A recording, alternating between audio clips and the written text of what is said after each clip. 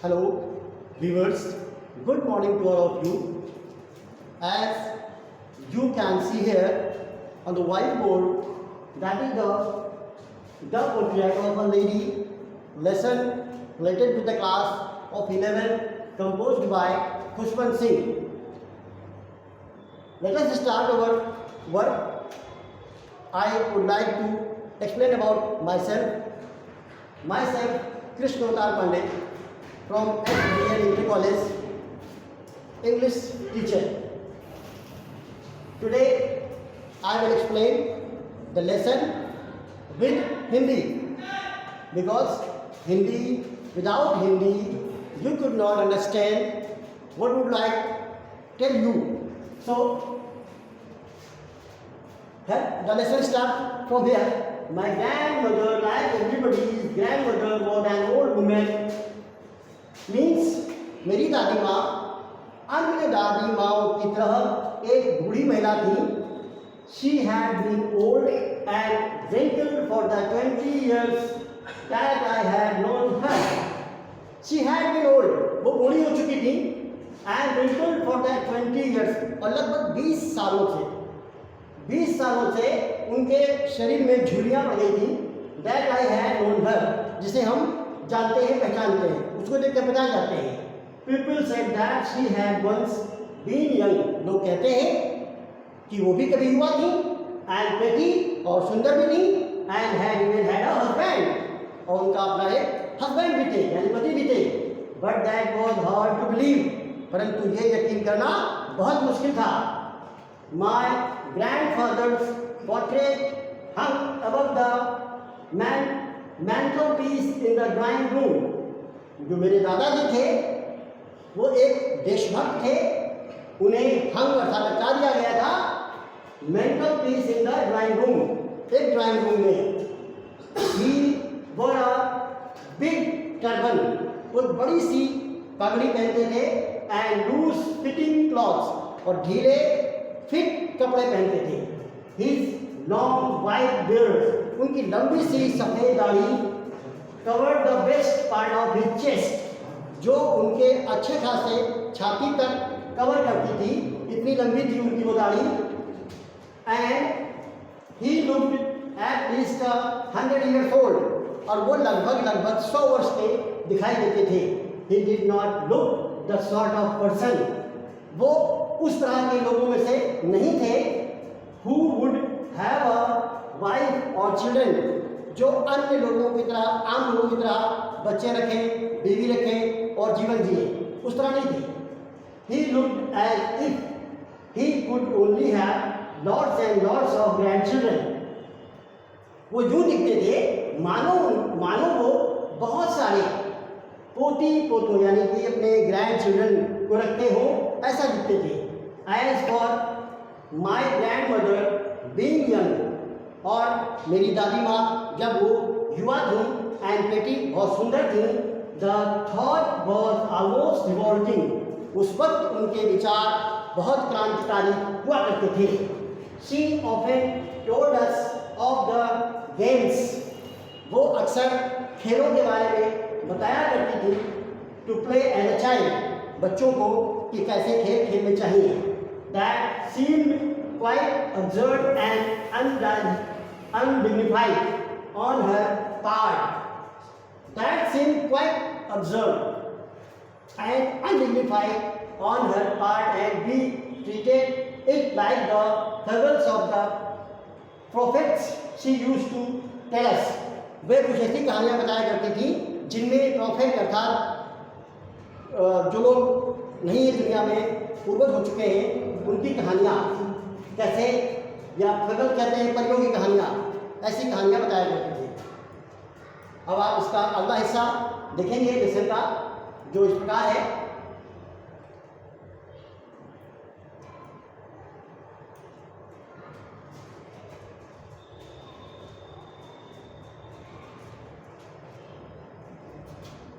She had always been short and fat and slightly bent.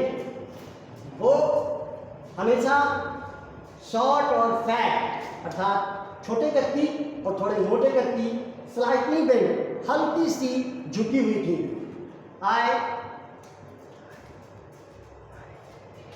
her face was a crisscross of wrinkles running from everywhere to everywhere.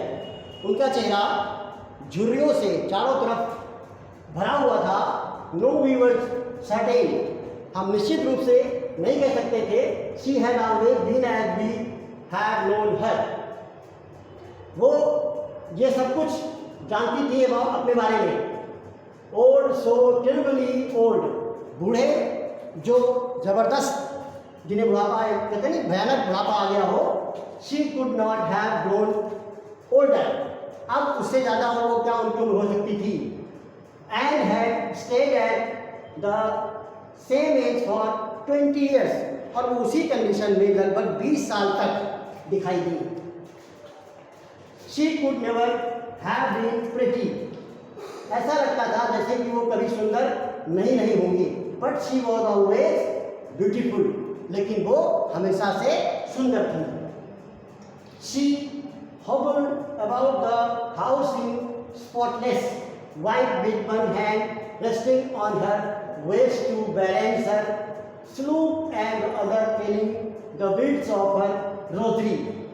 वो हर रोज अपने rosary कहते हैं गुलाब की जो बगीचा है उसकी सफाई करना, घर के जो अन्य जगह हैं उनकी सफाई करना, और ये काम वो बहुत ही बैलेंस तरीके से करती थी, बहुत ही सामंजस्य बनाकर करती थी. हर silver locks were scattered untidily over her pail.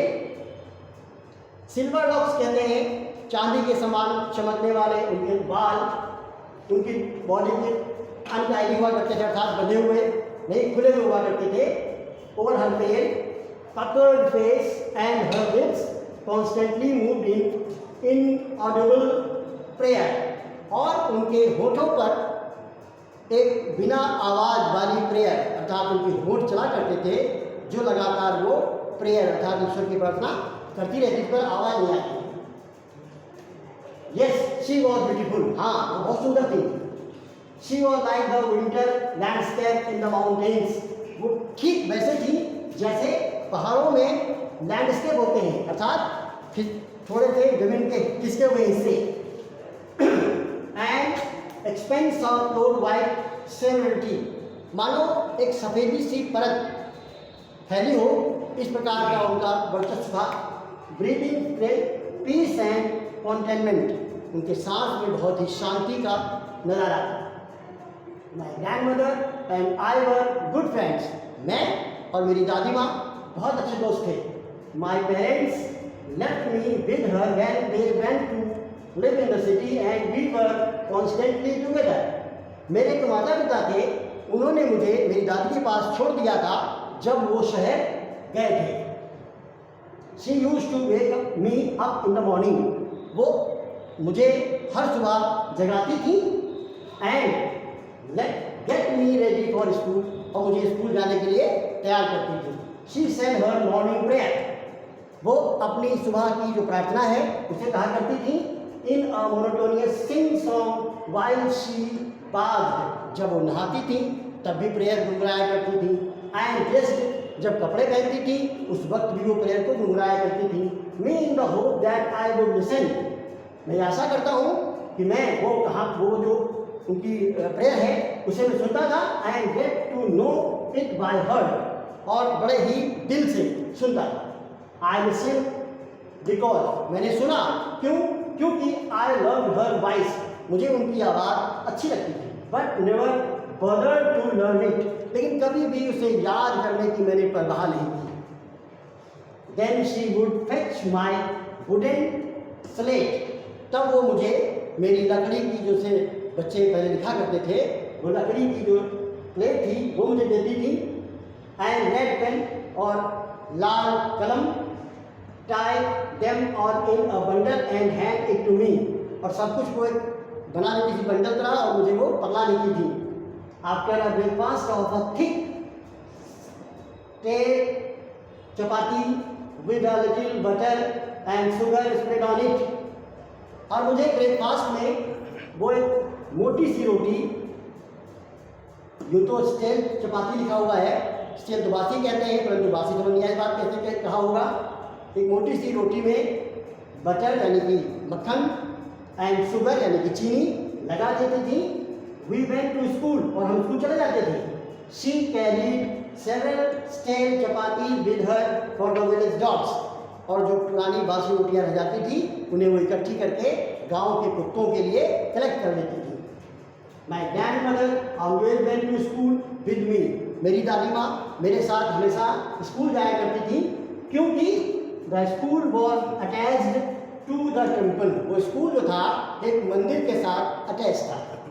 The priest taught us the alphabet, वहाँ का जो पुजारी था उसने मुझे अल्फाबेट यानी कि वर्ण अक्षर सिखाया था। एंड द मॉर्निंग प्रेयर, और सुबह की प्रेयर प्रार्थना भी सिखाया था। While the children sat in rows, जब बच्चे एक पंक्ति में बैठ जाते थे, on either side of the veranda, veranda के दूसरी तरफ, सिंगिंग द अल्फाबेट, तो वो अपना अल्फाबेट गुनगुनाते थे।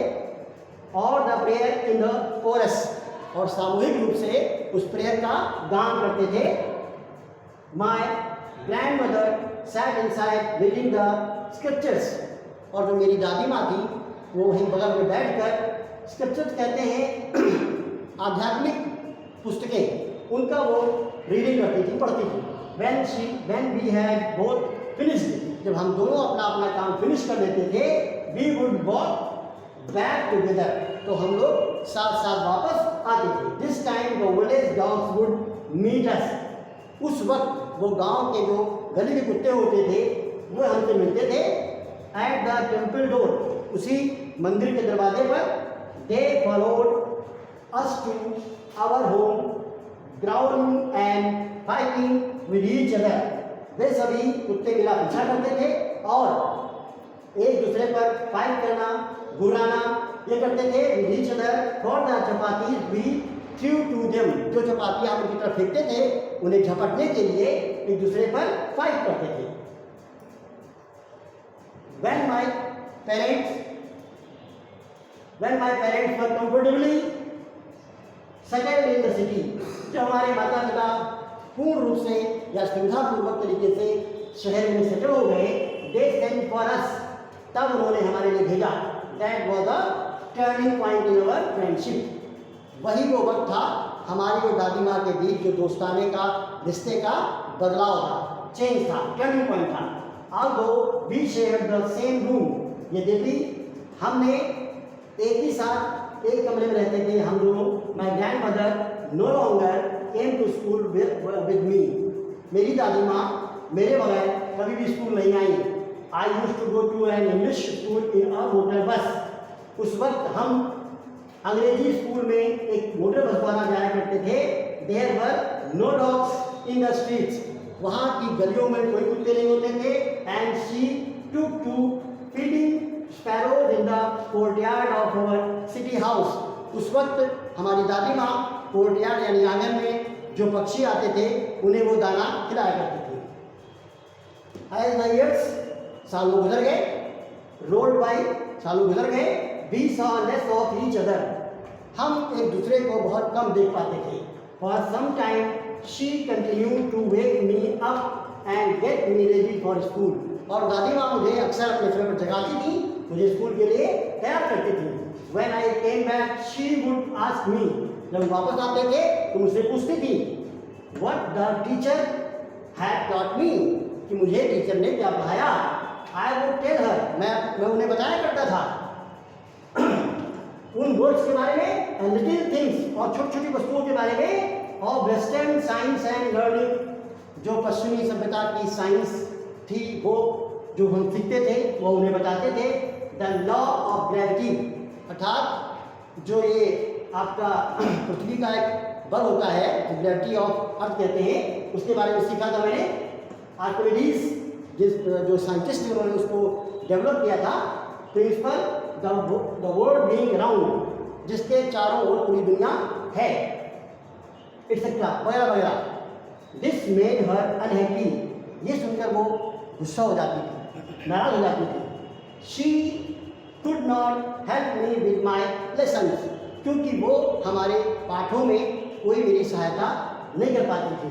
She did not believe in the thing, वो इन वस्तुओं में यकीन नहीं करती थी। They taught at the English school and was discussed that there was no teaching about God.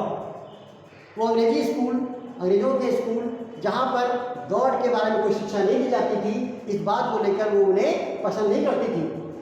And the scriptures, और ना ही कोई आध्यात्मिक पुस्तकों का अध्ययन होता था, इसलिए वो उन्हें पसंद नहीं करती थी। वन डे आई अनाउंस्ड, एक दिन मैंने घोषणा की, that we were being given music lesson, कि अब हमें संगीत के पाठ भी सिखाए जाएंगे। शी वॉज वेरी डिस्टर्ब, तो बहुत डिस्टर्ब हो गई, असहज हो गई। To her music had learn association, क्योंकि वो म्यूजिक से बहुत अधिक सेटिस्फाइड नहीं थी। It was the monopoly of harlots and beggars and not meant for gentle folk, क्योंकि उनका ये मानना था जो म्यूजिक है, जो संगीत है, वो कुछ बेगर्स यानी भिखारी आदि, जो लोग ढोलक तबला बजा करके भिक्षा मांगते हैं, और जेंटल फॉक यानी कि लोग गीत जो गाते हैं उनका वाद्य होता है, इसलिए वो उसे पसंद नहीं करती थी। She said nothing but her silence mean disapproval, उन्होंने कहा तो कुछ नहीं, लेकिन उनका बहुत ही शांत जो रूप था उसने अपने डिसअप्रूवल को साबित कर दिया था, वो सहमत नहीं थी। She rarely talk to me after that, उसके बाद वो मुझसे बहुत ही कम बातें करती थी। When I went up to university, जब मैं विश्वविद्यालय के लिए गया, I was given a room of my own, उस वक्त मुझे अपना एक कमरा दिया गया था। The common link of friendship was snapped, उस वक्त कुछ कॉमन फ्रेंडशिप भी हमारी हुई उनके साथ। My grand mother accepted her secularism with resignation, मेरी दादी माँ ने इस बात को रिजाइन की तरह स्वीकार किया। She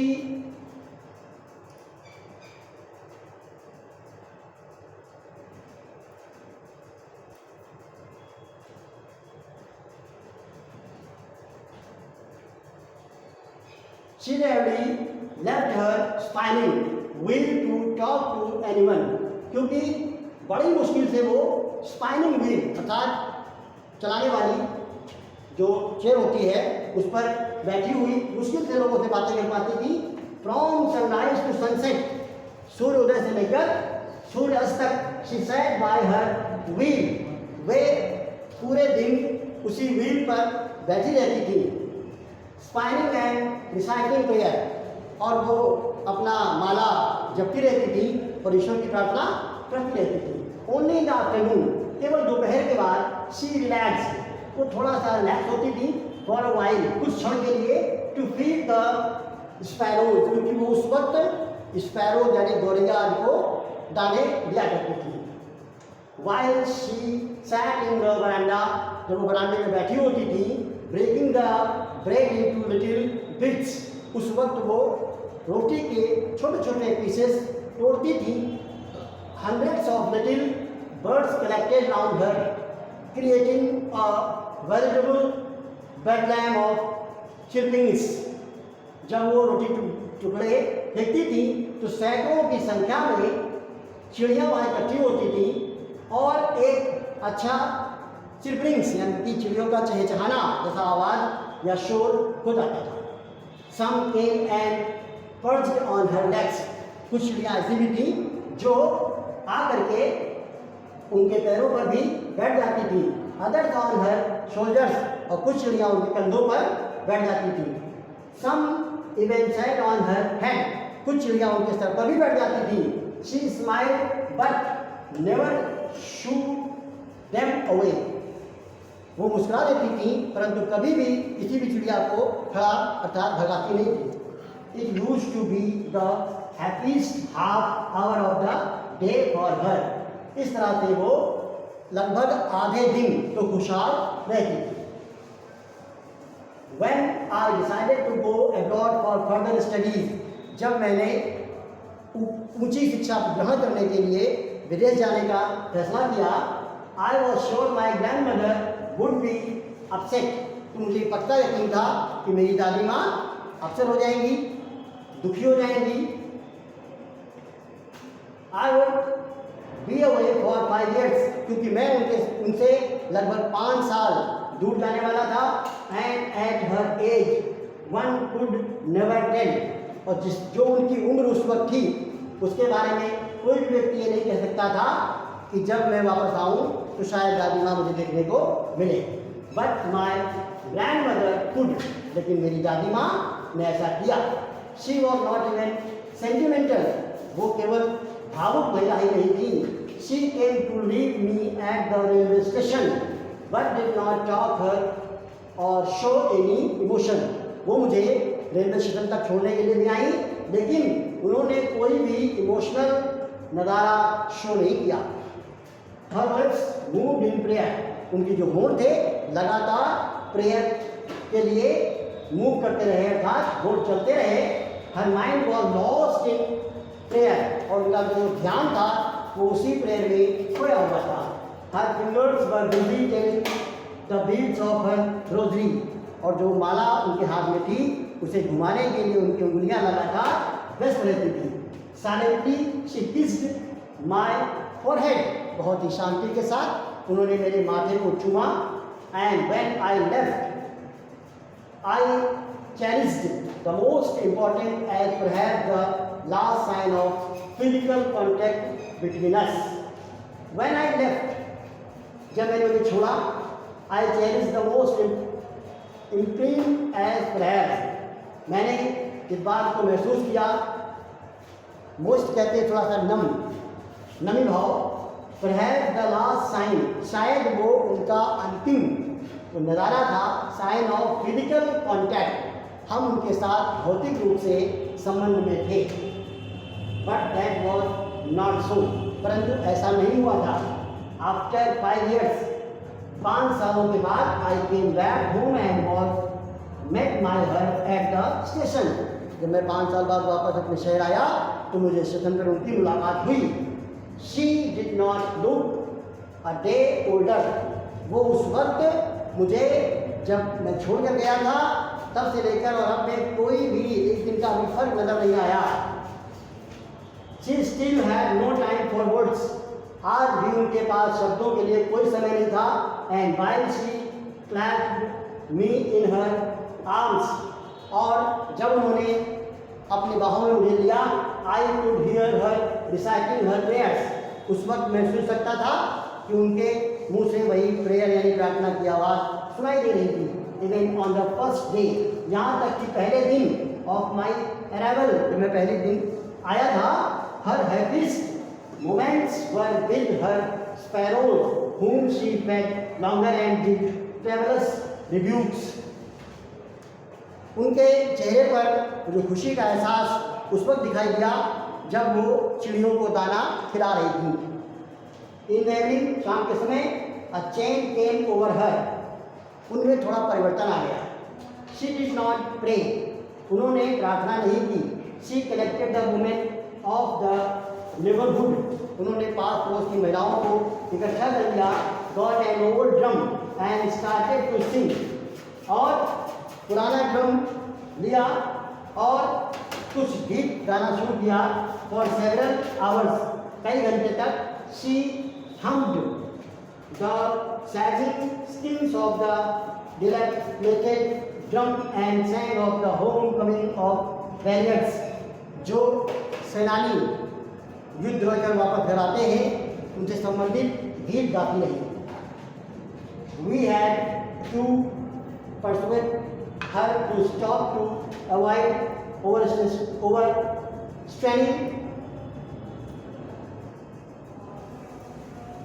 We had to persuade her to stop to avoid overstraining. That was the first time since I had known her that she did not pray. वो एक ऐसा पहला दिन था जब मैंने देखा या जाना कि उन्होंने कोई प्रार्थना नहीं की। The next morning she was taken ill. अगली सुबह वो बीमार हो गई। It was a mild fever. उन्हें हल्का सा बुखार था। And the doctor told us that it would go. Doctor ने सलाह बताई थी कि बुखार चला जाएगा। My mother my grand mother thought differently, लेकिन मेरी दादी माँ कुछ अलग टाइप से सोच रही थी. She told us that her and was near. उन्होंने बताया कि उनका अंतिम वक्त अब नज़दीक है. शी सेड दैट, उन्होंने ये भी कहा, since only a few hours before the close of the last chapter of her life, she had omitted to pray. She was not going to waste any more time talking us to. वो हम लोगों से बात करके अपना कोई भी समय बर्बाद नहीं करना चाहती थी. जबकि उन्हें एहसास हो गया था कि उनका अंतिम वक्त आ गया है, तो वो लगातार ईश्वर के साथ प्रेयर द्वारा संपर्क बनाए हुए थी. वी प्रोटेस्टेड, हमने बहुत बचाने की कोशिश की, but she ignored our protest, परंतु उन्होंने हमारे जो संरक्षण कार्य थे उसे उन्होंने मना कर दिया. शी ले peacefully in bed praying and telling her dreams. वो शांतिपूर्ण तरीके से बेड पर लेट गई और वो लगातार अपनी माला की गुड़िया द्वारा प्रार्थना करती रही. Even before we could suspect, यहाँ तक कि इससे पहले हम कुछ शक कर पाते, हर लिप्स स्टॉप मूविंग, उनकी होठों ने मूव करना बंद कर दिया.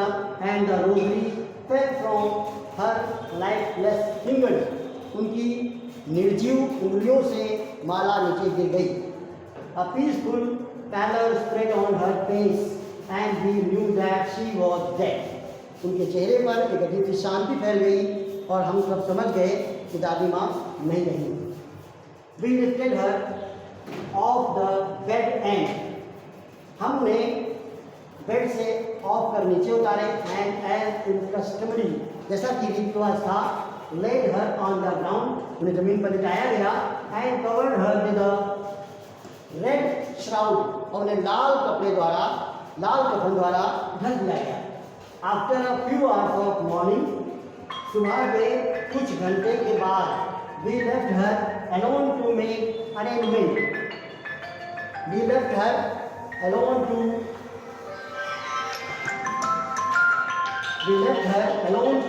make arrangement for her funeral. हम लोगों ने उन्हें जो उनका अंतिम संस्कार है उसके करने के लिए बंदोबस्त करने शुरू कर दिए. इन द इवनिंग, शाम के समय, we went to her room, हम उनके कमरे में गए. With a crude stretcher to take her to be cremated, एक स्ट्रेचर बनाया गया था जिस पर उन्हें क्रिमिटेड अर्थात जलाने के लिए ले जाया गया. The sun was setting and had lit her room and veranda with a blaze of golden light. उन्हें जलाने के बाद जब रात हुई, अस्त हो गया, सूर्य अस्त हो गया, तब हम उनके कमरे में यानी उनके बरामदे में, कमरे बरामदे में एक ब्लैक और गोल्डन कलर की लाइट का बंदोबस्त किया गया. We stopped half way in the courtyard, हम सब कोर्टयार्ड अर्थात आंगन में रुके. All over the veranda and in her room, right up to where she lay dead and stiff, wrapped in the red shroud. All over the veranda, पूरे वरांडे में, and in her room, और उनके कमरे में, right up to where, जहाँ पर वो रहती थी, she lay dead, जहाँ वो मृत हुई थी, and stiff, wrapped in the red shroud, और उन्हें लाल कफन उड़ाया गया था. Thousands of sparrows sat scattered on the floor. हजारों की संख्या में गौरैया, चिड़िया वहाँ आ गई थी और वो उस फर्श पर फैल गई थी. देयर वॉज नो चिपनिंग, अब वो चिड़िया पहचान ही नहीं थी. वी फेल्ट सॉरी, हम इनके लिए दुख व्यक्त कर रहे थे. For the birds and my mother fetched some bread for them, क्योंकि मेरी दादी माँ उन चिड़ियों के लिए कुछ रोटियाँ छोड़ गई थी. She broke it into little crumbs, उन्होंने उन्हें छोटे छोटे पीसेस में तोड़ा था. The way my grandmother use to, वो तरीका जो मेरी दादी माँ इस्तेमाल करती थी. एंड थ्रू इट टू दम, और उनकी तरफ फेंक दिया. The sparrows took no notice of the bread, उन गौरैया चिड़ियों ने उन पर कोई ध्यान नहीं दिया. When we carried my grandmother's corpse off, जब हम अपनी दादी माँ को भुला दिए अर्थात छोड़ दिए. दे फ्लू अवे क्विकली, तो वो चुपचाप वहाँ से उड़ गई। Next morning the sweeper swept the bread crumbs into the dustbin, और अगले दिन सुबह सफाई कर्मचारी आया और उसने उन सभी रोटी के टुकड़ों को इकट्ठा करके डस्टबिन में डाल दिया। इस तरह आपका ये लेसन पूर्ण हो जाता है। जो कक्षा 11 अर्थात 11th क्लास की लिटरेचर का फर्स्ट लेसन है, इसका नाम द पोर्ट्रेट ऑफ लेडी था, उसे कंपोज किया था इंडियन मशहूर इंग्लिश राइटर खुशवंत सिंह जी ने। Thank you.